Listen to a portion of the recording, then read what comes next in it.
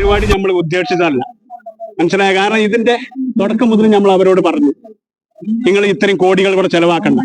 ഇത് ചെലവാക്കിയിട്ട് നിങ്ങൾക്ക് അത് അനുഭവിക്കാൻ കഴിയൂല. കാരണം വെച്ചാൽ ഞങ്ങൾക്ക് ഇതിനെ പറ്റി അറിയാം, ഞങ്ങൾക്ക് ഈ വിഷയങ്ങളെ പറ്റി അറിയാം. അത് മനസ്സിലാക്കിയിട്ട് നമ്മൾ അവരോട്, കാരണം വെച്ചാൽ കാസാരം ചിലവാകണമെങ്കിൽ ശരി നമുക്ക് ബുദ്ധിമുട്ടുള്ളത്. അപ്പൊ അവരോട് പറഞ്ഞപ്പോ അവർക്കതൊന്നും ബാധകമല്ല. അവർ ധിക്കാരപരമായ സമീപനാണ് സ്വീകരിച്ചത്. ഏതൊരു മനുഷ്യനായാലും ശരി, ഒരു നാട്ടിൽ ചെന്നാൽ, ഒരു നാട്ടിലൊരു പരിപാടി നടക്കുമ്പോൾ, ഇപ്പൊ ഒരുപാട് പരിപാടി ഇവിടെ നടന്നുകൊണ്ടിരിക്കണം. പല മുതലാളിമാരും വന്നിട്ട് പല പരിപാടികളും ഇവിടെ നടത്തുന്നുണ്ട്. അതൊന്നും ജനങ്ങൾക്ക് ബുദ്ധിമുട്ടുള്ള കാര്യങ്ങളല്ല. ഇവരോട് പറഞ്ഞപ്പോ ഇവർക്കത് ഞങ്ങളോടല്ല ഈ പറയണതൊന്നും എന്നുള്ള ഒരു നിലപാടിലാണ് അവര് നമ്മോട് സ്വീകരിച്ചത് എന്ന് വിചാരിച്ച് നമ്മോട് നിലപാട് അങ്ങനെ സ്വീകരിച്ചെങ്കിലും കൂടിയിട്ട് നമ്മോട് നിലപാട് സ്വീകരിച്ചതുകൊണ്ടാണ് ഇങ്ങനെ ആകിടുന്നത് എന്നല്ല. കാരണം ഞങ്ങൾ ഈ നാട്ട് പാർക്കുന്നവരാ. ഞങ്ങൾ ഈ നാടിന്റെ പൊതു പ്രവർത്തകരാണ്. അങ്ങനെ കമ്മിറ്റി രൂപീകരിച്ചാണ് ഞങ്ങൾ ഇവരോട് പറഞ്ഞത്. നല്ല രീതിയിലാണ് കൂടെ പറഞ്ഞങ്ങളൊക്കെ നമ്മൾ അറിയുന്ന ആളുകളാണ്. അപ്പൊ അവര് പറഞ്ഞത് രാഷ്ട്രീയക്കാരെല്ലാരും ഉണ്ട്. ഏത് രാഷ്ട്രീയക്കാരും? ഞങ്ങളൊക്കെ പല ഇപ്പൊ ഈ നിൽക്കുന്ന ആളുകള് എല്ലാ രാഷ്ട്രീയക്കാരുണ്ട് ഇവിടെ.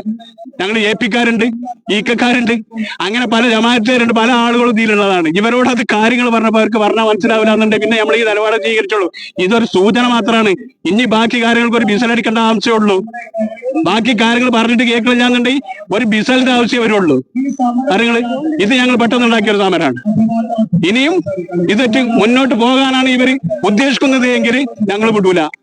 ഞങ്ങൾക്ക് ഞങ്ങളുടെ നാട്ടിൽ ഞങ്ങൾ കുട്ടികളും പെണ്ണുങ്ങളും ഞങ്ങൾ മക്കളുണ്ട്, ഞങ്ങൾക്ക് ഇവിടെ പാർക്കണം. ഓരോ പരിപാടിയില്ലേ നിങ്ങൾ കേട്ടല്ലോ. ഇതിന്റെ ഒരു പരിപാടി ഉണ്ട് എടയൂര് മണ്ണത്തറമ്പിൽ മറ്റേ അത്തിപ്പറ്റ അങ്ങനെ പരിപാടി ഉണ്ട് എന്ന് പറഞ്ഞ കേട്ടല്ലോ. അയാളെ അനുഭവമാണ് അയാളാ പറഞ്ഞത്.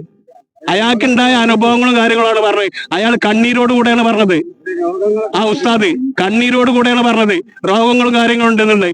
അത്രയും രോഗങ്ങളും കാര്യങ്ങളും ഞങ്ങൾ ഈ നാട്ടിൽ കൊണ്ടുവരാൻ ഞങ്ങൾ ഒരിക്കലും അനുവദിക്കൂല. അത് ഞങ്ങൾ മരിച്ചാലും ശരി. ഓക്കെ.